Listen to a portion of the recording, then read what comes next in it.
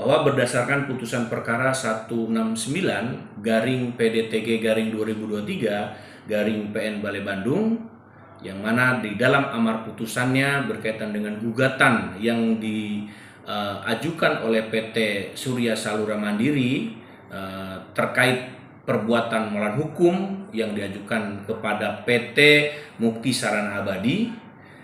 Dalam amar putusannya majelis hakim memutuskan bahwa gugatan penggugat tidak dapat diterima.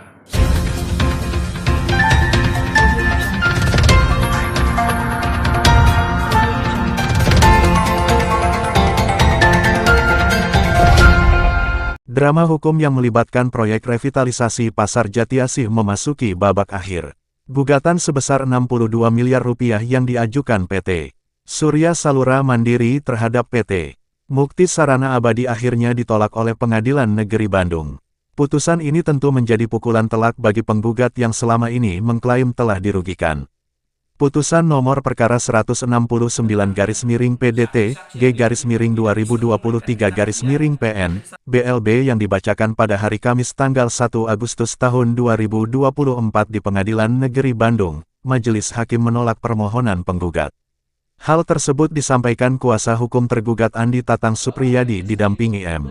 Yunus Yunio.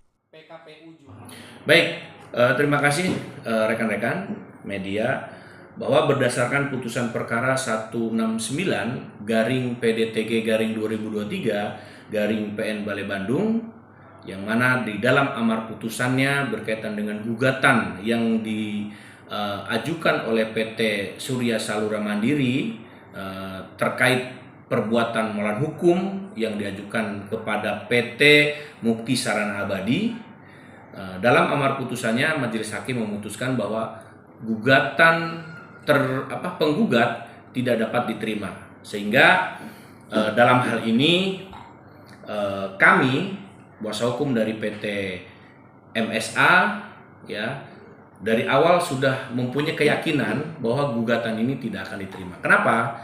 Karena di dalam gugatan tersebut secara formil juga ada kekurangan-kekurangan, sehingga kami dari awal sudah sangat yakin bahwa gugatan ini pasti ditolak, gitu kan. Nah, berkaitan dengan gugatan ini, penggugat mengajukan gugatan kepada PT MSA sejumlah 62 miliar.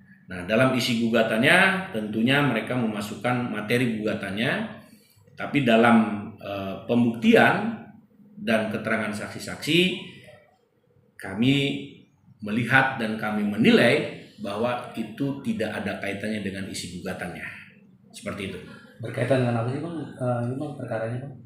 Silakan.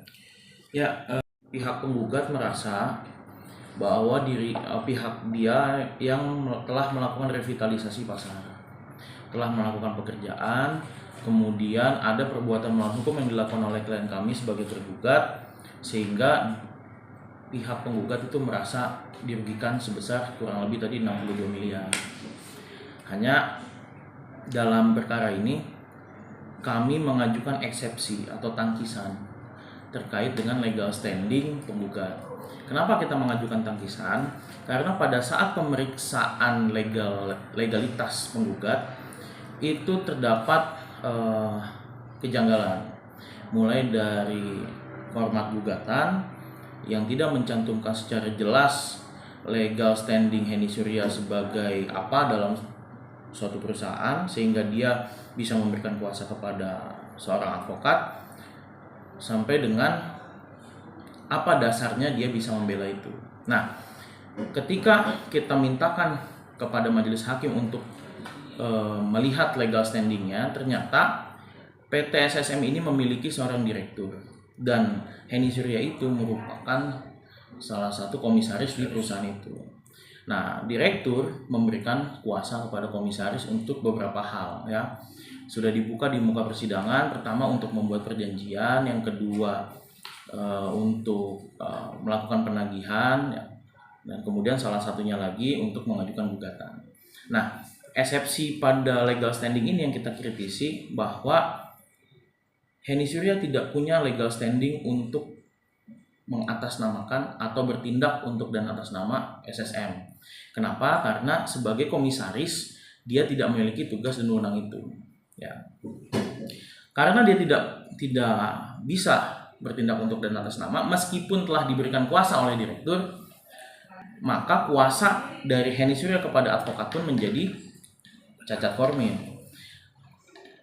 Kenapa cacat formil kita bilang?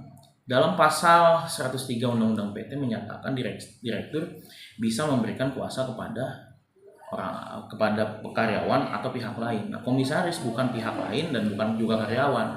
Komisaris adalah organ PT. Gitu. Nah, berawal dari situ kita jabarkan secara detail dalam jawaban kita dan dalam eksepsi kita, yang kemudian ternyata pertimbangan hukum kita, argumentasi kita itu dipertimbangkan oleh majelis hakim. Dalam pertimbangan hukumnya di putusan itu halaman 176 sampai dengan ke bawah, yang pada intinya Heni Surya itu tidak memiliki legal standing untuk bertindak atas nama PT dalam hal mengajukan gugatan. Karena tadi saya bilang dia komisaris, ya, secara detail itu ada dalam dalam petikan putusan gitu ya. Nah, atas dasar demikian maka hakim menyatakan gugatan tidak dapat diterima karena Heni Surya tidak memiliki legal standing. Itu. Prosesnya ya, ketika kita digugat di PN Balai Bandung, ada gugatan baru di Pengadilan Niaga ya, berkaitan